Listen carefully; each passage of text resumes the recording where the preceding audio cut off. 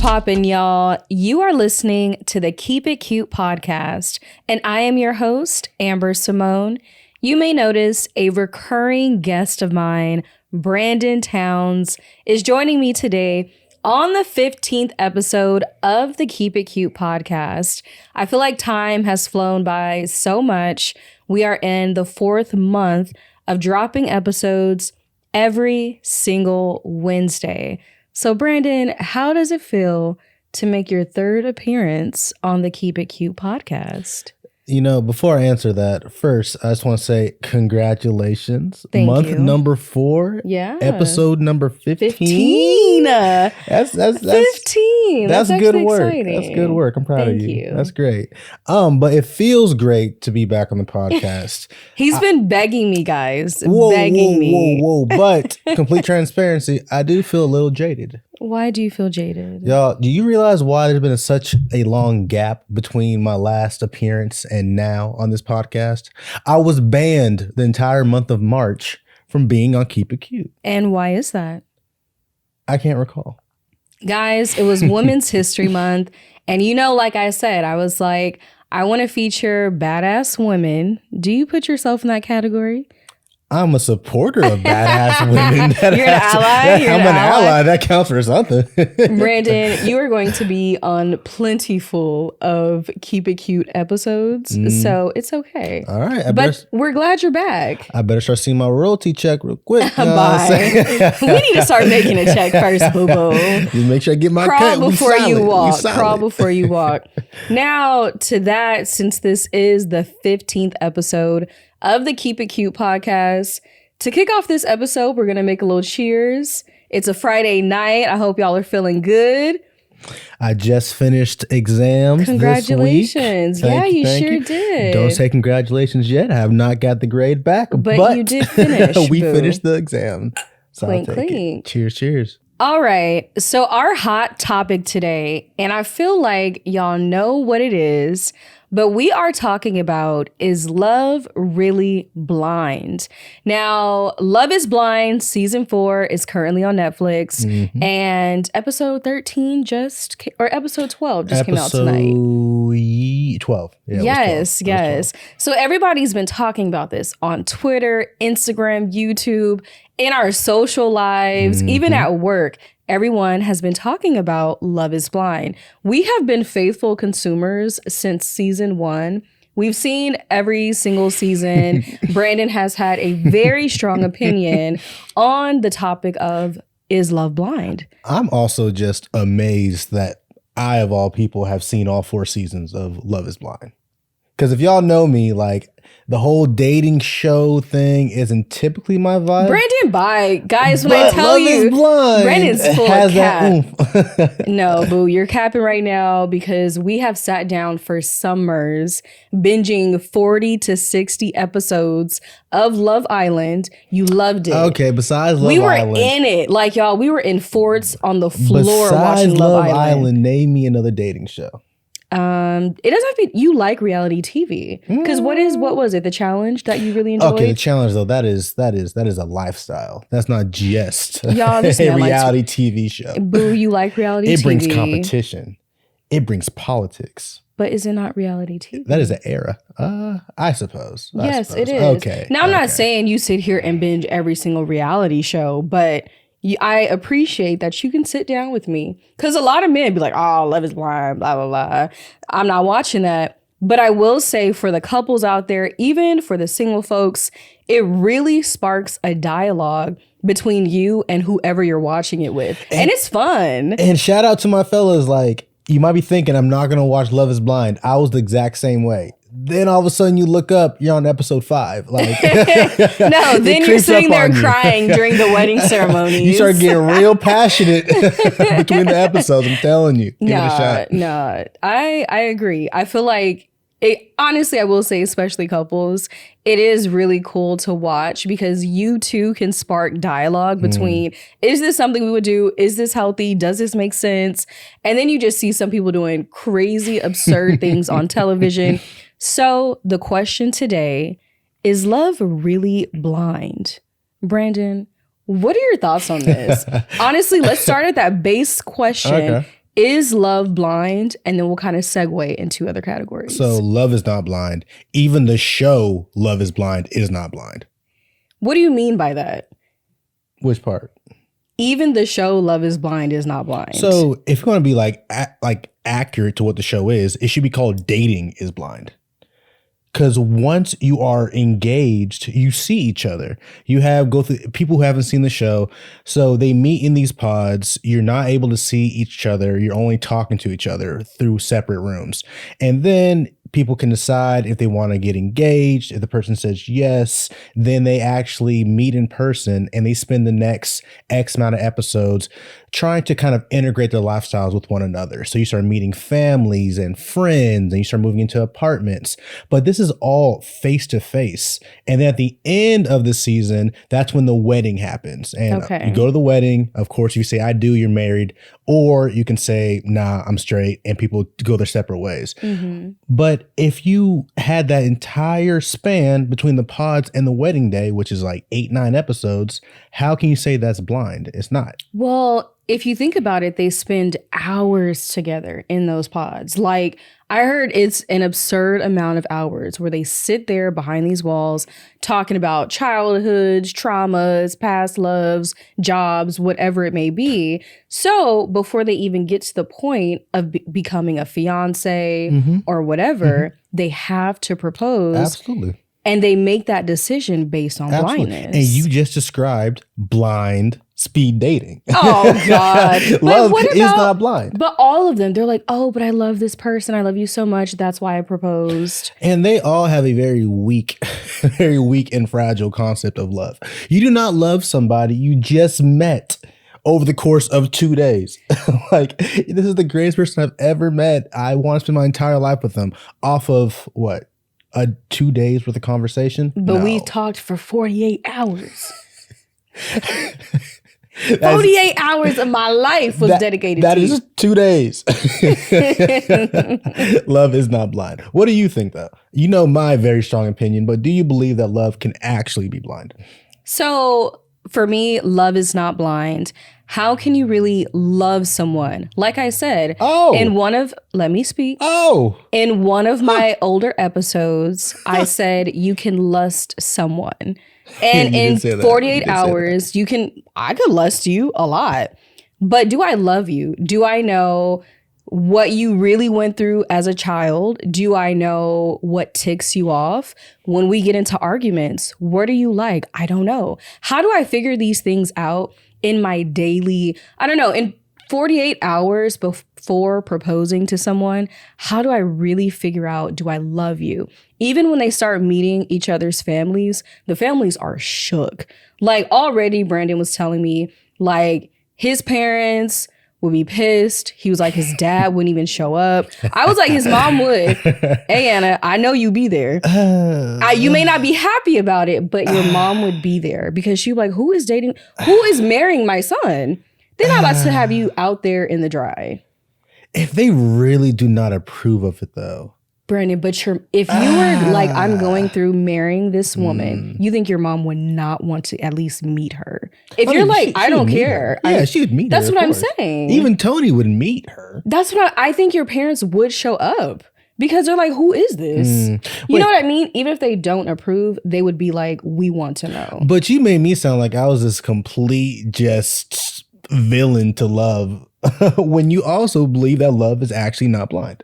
I'm not saying you're a villain to love, but even when we go back to when we had our Valentine's Day episode and we talked about love at first sight, same concept. It's not, you don't believe at love at first sight, do you?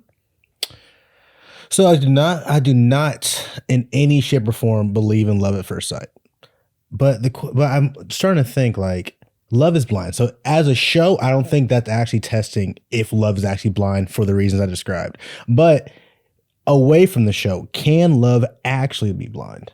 Can you learn to love somebody without ever actually seeing any type of physical representation of them? You can. I think you can. And this is kind of a good segue into our favorite couple on season 4 of Love is Blind. So Brett and Tiffany, it's a Black couple. The couple of the season. I love to see it. Black love wins. every time. No And I'm cap, like no cap. watching them, you know, go through their ceremony and the way they progressed over time. Even watching them in the pods, I'm like, y'all, this is perfect. So I hate to be that guy.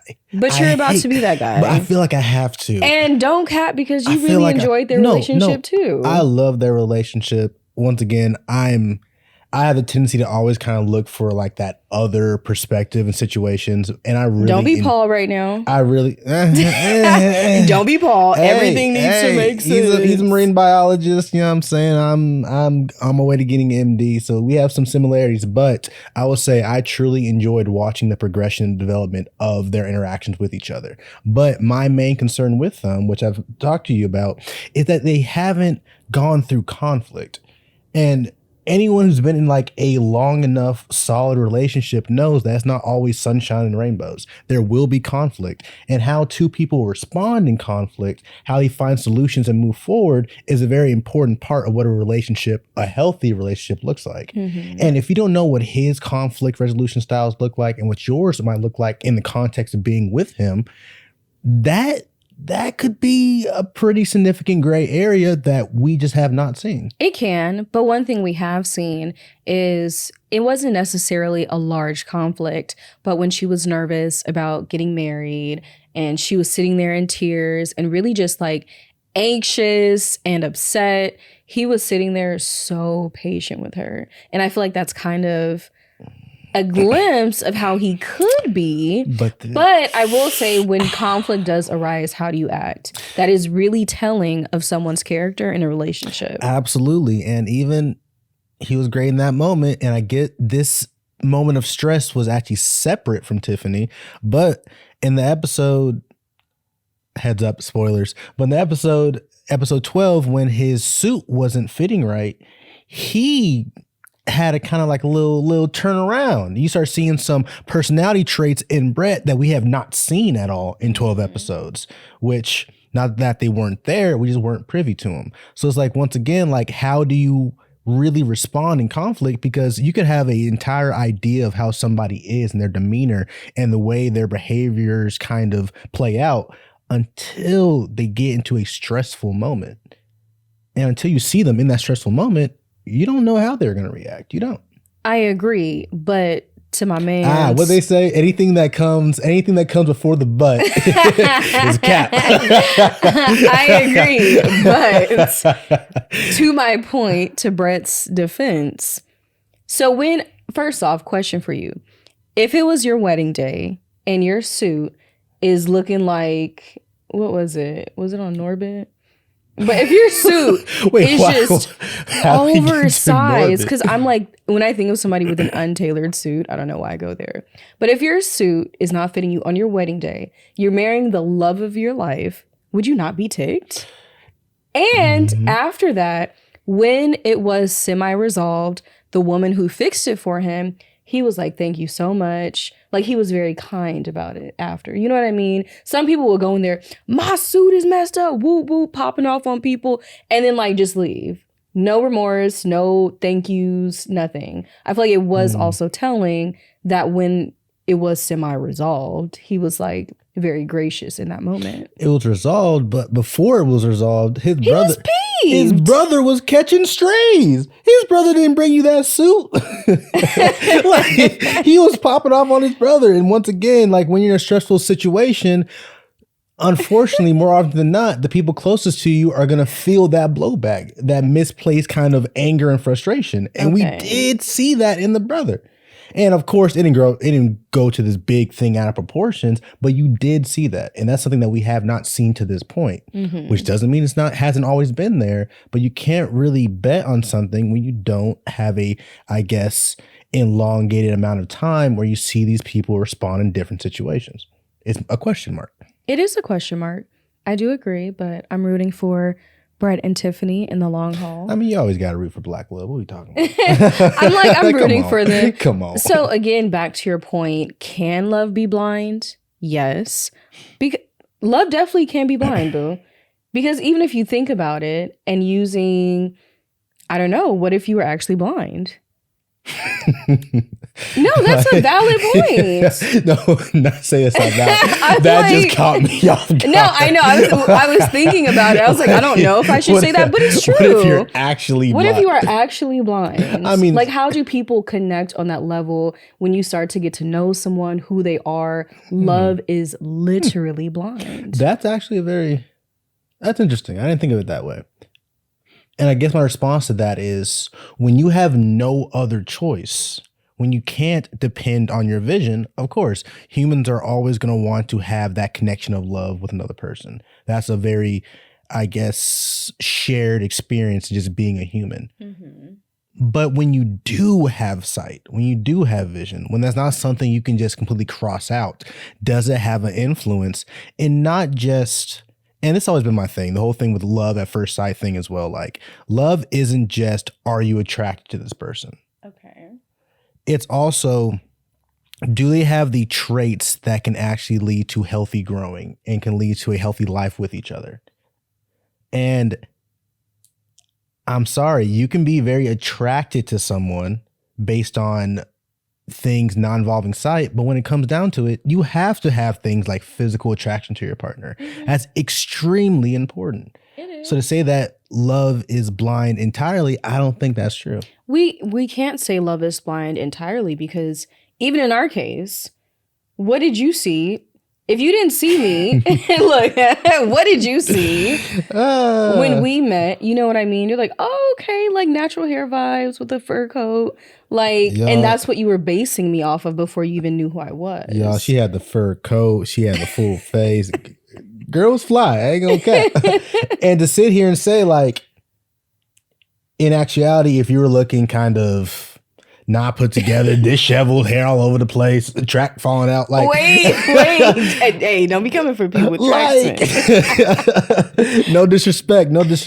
But if that was the person sitting there in that apartment when I first saw you, would I have still been inclined to go talk to you?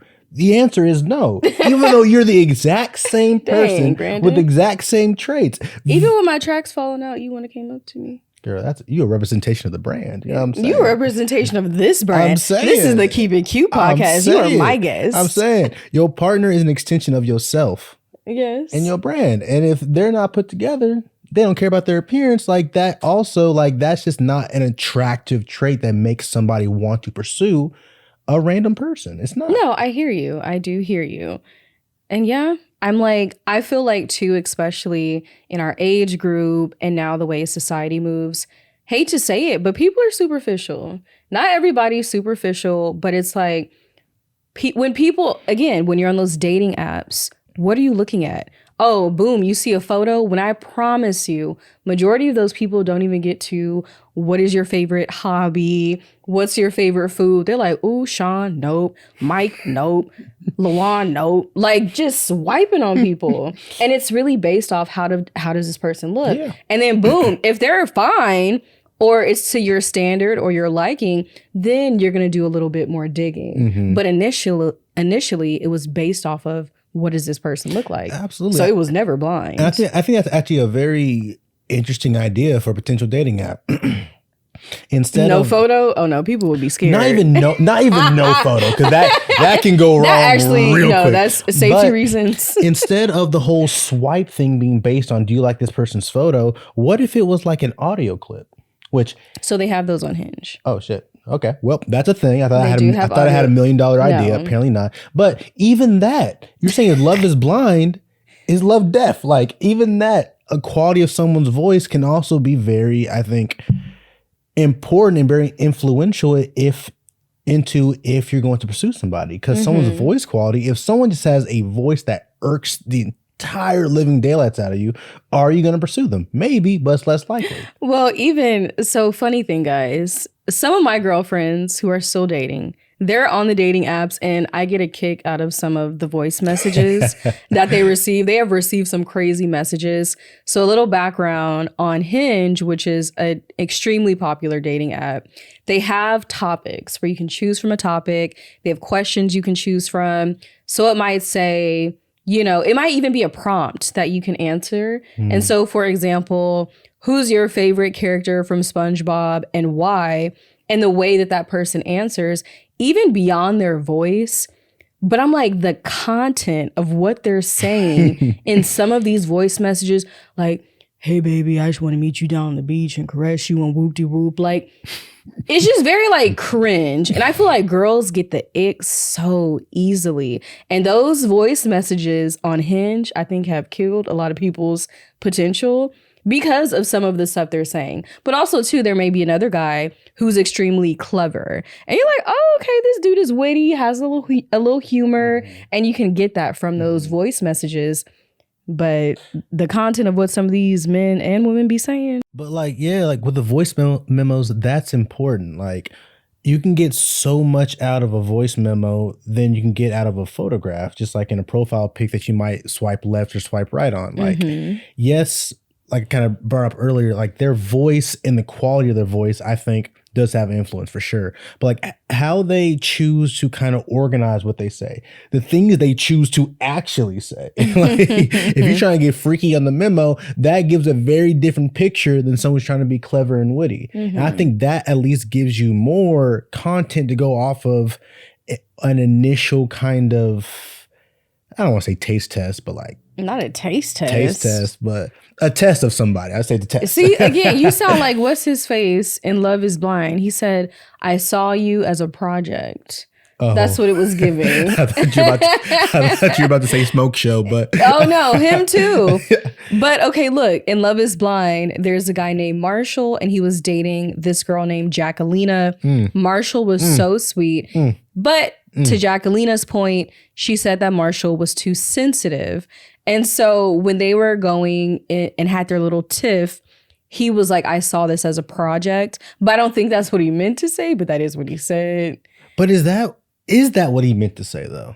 It probably is. That's what but I'm I saying. think more so, it is a project. Or it's doing the whole testing of is love blind and sitting in those pods. It's an experiment. But my thing is, that's what they all call it. My thing is, you thinking you can change somebody. Well, and he then can't getting change her. frustrated when that doesn't happen. That's not a Love is Blind type of test. Yeah. That's going to fail whether you're still in the pod and you can only talk to each other, or if in the real world. Don't try and change people. Take them from where they're at. And if they continue to be that person, that's not on them. That's on you for thinking they will somehow change. But also, too, I'm like, in their case, people can smell weakness from so far. Hold on. Hold on. We ain't calling my brother weak now. Hold on. My thing, and I'm serious, and I'm so glad that she did what she did, because Marshall would have went through with that marriage regardless of what, if she would have said yes, Marshall would have said yes. Marshall would have been and he does deserve better. Marshall would have been an abused stay-at-home husband if he went so through her putting on her big girl pants and calling the shots in that relationship is great, because he would have never done that. And sometimes you need that person. Honestly, it's a savior from you and your toxic relationship. Somebody got to pull the plug. Yeah. I mean, she pulled the plug in probably the most disrespectful way to pull it. But I mean, it wasn't sweet. I guess nice. She did terminate it. Like I'll give her that. It definitely was not nice.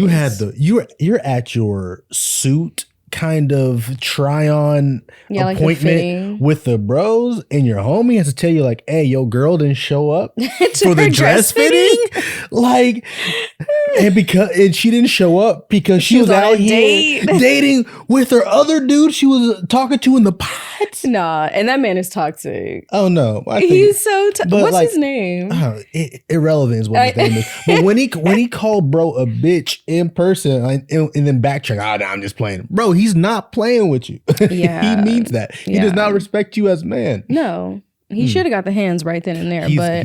With them, he's a we fighter. are not condoning violence on the Keep It Cute podcast. But sometimes a little bit of violence is necessary. Marshall kept it cute during that situation. And where to keeping it cute, take him. Out of a toxic marriage. Got him disrespected on national TV. Out of a toxic marriage. It got him disrespected on national TV. So, would you ever try that experiment of Love is Blind? Yes. Oh, no. Oh, absolutely you not. look so appalled. Like, no.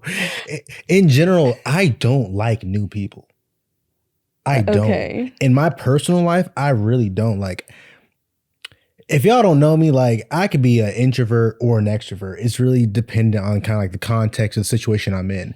When I'm with like new people, I'm still trying to like fill out like who people are. Like I can be very, I ain't gonna say withdrawn, but very kind of just quieter and kind of feeling people out, seeing exactly kind of where they're coming from, where they're at, just getting the lay of the land. But when I really know you, I feel really comfortable. I'm a very, very loud and very kind of energetic personality. Yes. So knowing that's how I am, being thrown in a space where I'm speed dating with 30 people and I can't even see you. I'm going off just conversations. The vibes. Like just the vibes. no, that is not a situation where I feel like I would naturally thrive in. That's absolutely not. That's fair. A lot of people wouldn't do Love is Blind. And I think that is fair because people do want to see what their partner looks like. So for example, when you do propose to your person, they finally let you meet and they open up the doors, and you don't want it to be an Irina and Zach situation. She said my man's look like a cartoon. She called him a cartoon and proceeded to date him. And when the doors opened, she was just shook. Love wasn't blind for her. She was like, whatever we talked about in the pods, let's nix in the bud right now. If I get down on one knee and propose to you, and your words to me is you look like a cartoon character, like that's my 13th reason. Like that's it. Like, that was bad. I'm done. Even when he tried to kiss her, she was like, "Ooh, I need another drink. Ooh, my dress, the zipper thing. Let me go. I'll be right back." Like it was always something. And for her, like a big part of her not vibing with him, it sounded like they did so well. Honestly, I don't think they did that well. I think Zach was just, I don't know what she told that man, what elixir she gave him to make him be so goo gaga over a woman who forgot your birthday, who literally tried to take a candle from her competitor to put in a cake. She ain't baked. Like, it was just a whole line of red flags, and he still chose her over the girl who like spent hours baking you cupcakes. That just shows you. And then when the girl even brings up these nasty personality traits that Irina had, his response was to get borderline defensive and say like, oh, that shows me who you are or something. Shows you who you are, but she actually just has like some hard exterior, but I know it's because she really cares about people. No, what? No. She's an asshole. Like, she's a dick. Like, no. And that's why she was bad. That's why you went to Mexico. So if you haven't watched the show, after you propose, you go off to Mexico. You do a vacation somewhere. A little vacation, usually some far off place. This time it was in Mexico with your person. And it was a living hell for him. Yeah. And like that was every so night. Wanted. They slept, she would like put pillows or she'd put something in between them while they were sleeping in the bed, versus you have your other couples like, oh my God, I can't wait to be with my person and cuddle and blah, blah, blah. There was a barrier, a physical barrier in between them every single night. That's like a hit. She called him a cartoon character. And he didn't know how to take that. He was like, I don't know if that's... He was like... I'd be like, which cartoon character? I want to know. Who do I remind you of? Is there a good cartoon? Is there a cartoon character she could be saying you remind her of that's actually a good thing? Maybe, but I feel like no. Like that is an insult, no matter how you want to shape it. Yeah, she kept telling the man to blink because he was staring too long. He's odd. He's strange. And then Jacquelina, she was like, "Keep me 6 feet away from this weird." Like, I was like, "Dang." We're not the only ones watching it from an outsider perspective, but a lot of people on the show thought this dude was weird. Ends up getting married. That's that. Bliss could have did better, but yeah, she's a sweet girl. That's fine. So another part of this experiment is meeting the friends and family. So we kind of touched on this earlier, but during this love experiment, once they leave the vacation era, the everything is great and we're living life, this is them putting them into the air quotes real world. And now they finally get a chance to live together, which we haven't really talked about that either. A lot of their living styles were so different going into is love really blind when I don't know your cleaning habits, when I don't know your daily routines? Like, what does that look like? And then also going into, is love really blind when it comes to meeting friends and family, and do they also mesh with one another? So I think let's start really on them moving in together, because obviously love cannot be blind once you start living together. And that goes into the theme of what I've been trying to get at with love. Like, it's not just, can you relate to this person? With actual physical sight involved or not. It's not also just involved with, are you attracted to this person? It's, can y'all's living styles, can y'all's lives come together and work? And part of that is, does the way you live, can that person adapt to that? Or is that going to be a giant just obstacle that you can't get past? And we constantly see that in Love is Blind. Like, oh, when I'm talking to you, I have my respective space, you have your respective space. Or, oh, we go off on this vacation, or we have a maid, hotel staff cleaning up after us. But when we actually move in together, can I deal with your messy habits? Can I deal with just hearing you talk or be in my space 24/7? I'll be honest. Like, do you need to tell me something? Girl, we've been living with each other for a good amount of years. But I'm just saying, do you need to tell me something? Nah, trust me, if we didn't work, you would know at this point. No, but I'm just saying, like, know. that's the thing. Like, it's very easy to love somebody and think this person is the one until you see how they live, until you see what it's like to wake up next to them every day. And we see that literally play out in the later episodes of Love is Blind every single season. Yeah, it goes into, is love really blind when you move in with your person that you think is your person, and then you start to see, oh, they showered once this week.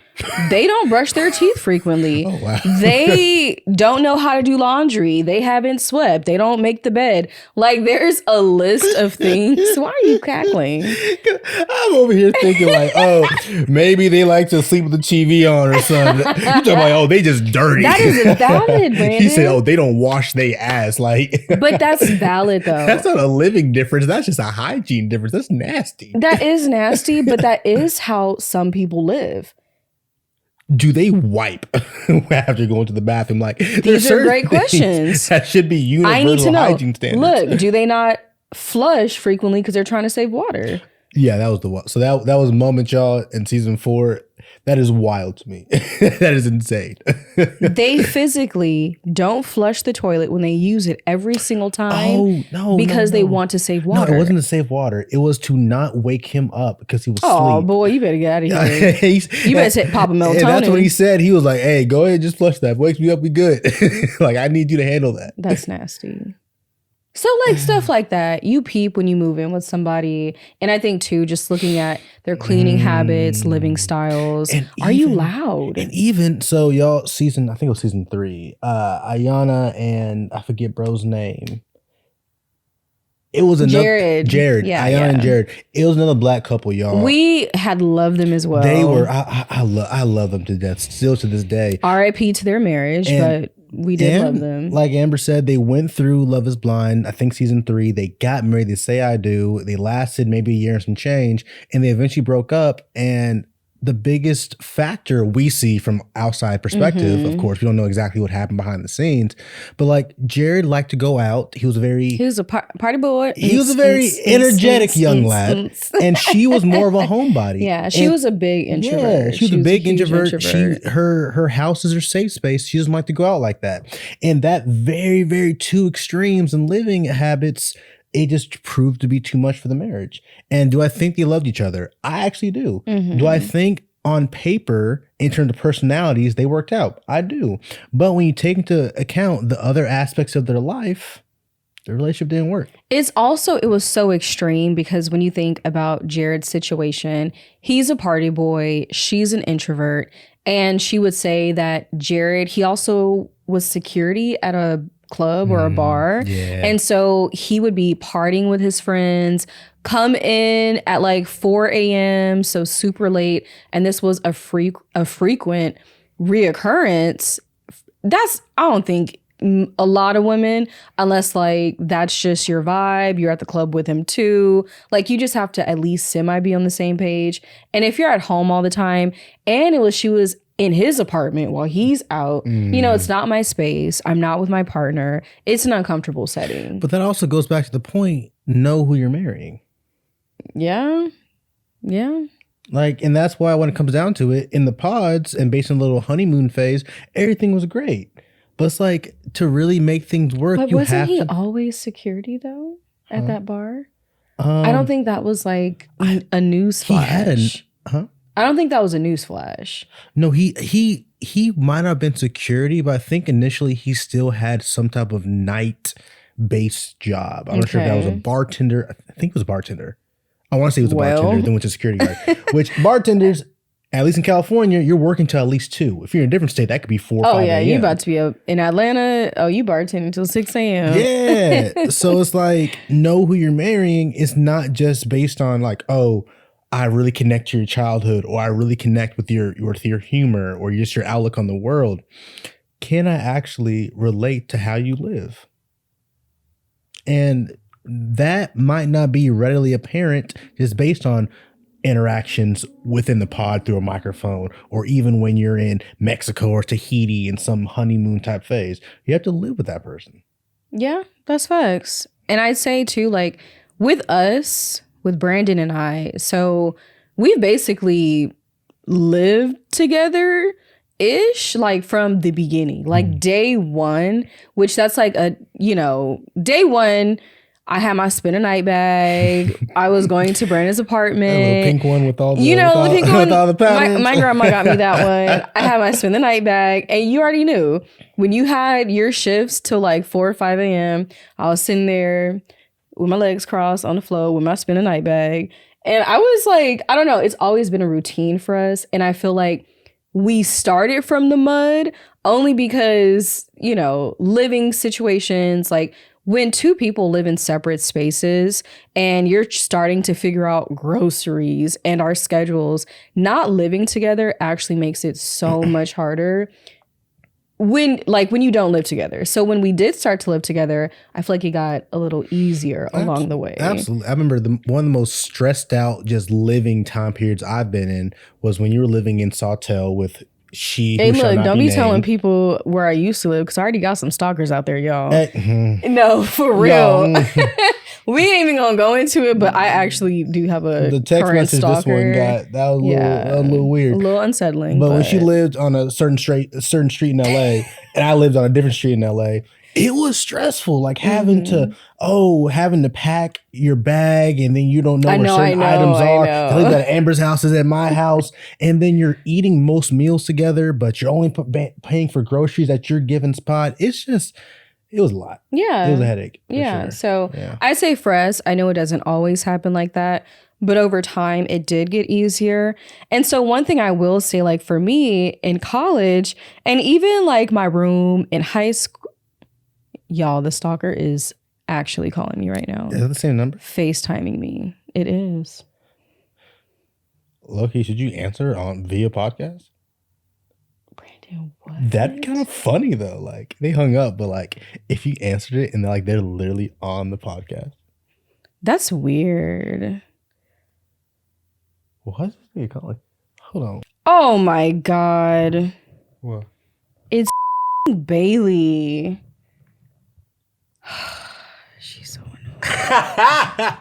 She's so freaking annoying. Yeah. So that was his old number. You've been out here blocking people who had nothing. Bailey ain't shit. Good thing you didn't block it. Bro, I'm so mad, Bailey. The shit you've been causing these last few hours is crazy. Bailey, I paid money to see who that number was connected to, and I went to go block the person. I texted Amber, and I was like, wait, let me read the message to my mom. I was just about to text you, Brandon. I said, can I be on your podcast? I've been watching your videos on YouTube, and I follow you on Instagram. Based on the pictures you've posted, I know where you live. Can I come over tonight to record? Lori, I paid money to see who the number was connected to. So So Bailey, you owe me $3. So Bailey, we found. So Bailey, we found the old owner of that phone number. I did, and I found him on social media and blocked him on everything. We found his Facebook. We found his Instagram. We were really going through this man's life. Yeah, girl, I have his address. Get ready to report him. I actually reported him on Instagram and Facebook. Oh, no. You probably got the man's profile deleted. Bailey, I was like, Brandon, this message is so weird. I went to go make sure the doors were locked. I stay telling you, don't take no pictures in front of your house. And I was like, what picture do I have in front of my house? You be going outside having photo shoots in front of the house now. I'm just saying, people be crazy looking up the maps on Google. Bailey. That's how they got Pop Smoke. She ain't wrong. Be careful. You got to be careful. You got to be scared. So this is what Bailey does on her Friday nights, huh? Terrorize her cousin. That's crazy. Yeah, that's wild. I just got home. I'm gonna send you. Oh no, I was like, Brandon, should I respond? He was like, no, I don't respond to that. So I turned my reds off, and then I just screenshotted it for evidence. Girl, you know I'm a detective. It says that you read it. If you already read it, if you turn your read receipts off after they still see it. Oh. Y'all recording the podcast episode? We are. And I was like, y'all, my stalker is calling me right now. Yo, if you had answered it though and it was Bailey, that was the reveal, that'd have been so funny. Oh my God. Well, the panic's over. I'm sorry. I thought you were going to respond right away. I kind of forgot I texted you. Girl, hell no. I was responding to that message. Because then that's me confirming that it's me. I was like, which one of my creators? Like, what the heck? A little weirdo. Well, y'all look cute. Go on and finish your episode, girl. Thanks, boo. The business. All right, Bailey. Get to the bag. I'm so mad at you. I'm going to send you whose number it used to be. All right, y'all. Now that is over, I'm so flustered right now. Bailey, best believe I'm on your head for the next few weeks. I promise you. Guys, I am the ultimate finder of all things on the internet, so do not play with me. The minute she sent that message, and I don't know if you guys could hear it, but basically the message was, can I be on your podcast? I've been watching your videos on YouTube and I follow you on Instagram. Based on the pictures you've posted, I know where you live. Can I come over tonight to record? I was like, oh, hell no. And immediately turned off my read receipts. I was going to respond, but I didn't. And then I paid 95 cents on this website and it pulled up the record of the person who used to own the number. I got Facebooks, found them on Instagram, reported them. Ahmad, I'm sorry. Y'all, she was checking the doors. She's checking the Ring cameras in the house. Like, it's not far. You have to. This girl went to code red. She was ready. She was ready for anybody. Don't play with me. Don't play with it. Don't play with it. Don't play with it. Anywho, we are going back into the topic of what we were talking about. We've already discussed living situations, but lastly, I have to discuss family and friends. Is love is blind if your family and friends do not like your partner? So, could there still be love there? Yes, of course. Now, if your social network does not mess with your partner, I guess it kind of comes down to how important is your social network to you. If you're someone where you really have a great relationship with your family and your friends mean a lot, and an outsider comes into that space and all of them don't like them, I mean, for one, I feel like that's a code red. Like, if everybody doesn't like this person, like everybody. But I feel like who has weight over anybody is if you have a strong relationship with your parents, do my mom and dad like this person? Or if you have a stronger relationship with your mom and you really value her opinion, does my mom get along with this person? What are your thoughts? Would you proceed with marrying somebody if your mom and dad did not approve of them? I don't think that's a blanket statement. Like, I think I would need to know why. Of course. If they don't like them because they are outright disrespectful, they are in any way offended them. The track's falling out. So not even the tracks falling out. But like if it's like you gave them some type of offense, then that's gonna be a big issue. You don't disrespect my parents. Well, I think more than anything, going to the pause, boo, you already said your parents will not approve of the situation. So say you're like, I really love this girl. But would you move forward with it if your parents were on the fence? That's my point. Like it depends on why do they not approve of this person? If it's because this woman in any way offended them, then that's inexcusable. You don't offend my parents. That's an extension of me. That's disrespectful. Now, if it comes down to they don't approve this person not because of any type of fault of her own, but because they don't like the context of what Love is Blind as a TV show is, okay, then we're going to have to move on, and y'all will eventually learn to love this person because I believe they are a great person. That's a situation where I would feel still conflicted, but I can see myself moving forward as opposed to they just cussed out my daddy in my living room. Like, see, we just went to extremes. You know what I'm saying? We just went to extremes. She done stole my mama's car. Like, that's an issue. Brandon, like, please. Like, they done killed the family dog. Like, I can't move forward with this person. You are so dramatic. Well, what about you, though? You call me dramatic. Me? Dramatic? Never. Doesn't even sound like me. Well, for starters, you only need one parent's approval on my end. So you literally is moms or nothing. Like, it's all moms. Okay, you get mom and grandma. No, of course. And my grandma don't like a lot of people. Mm-hmm. I hope she like me. That's the I hope so.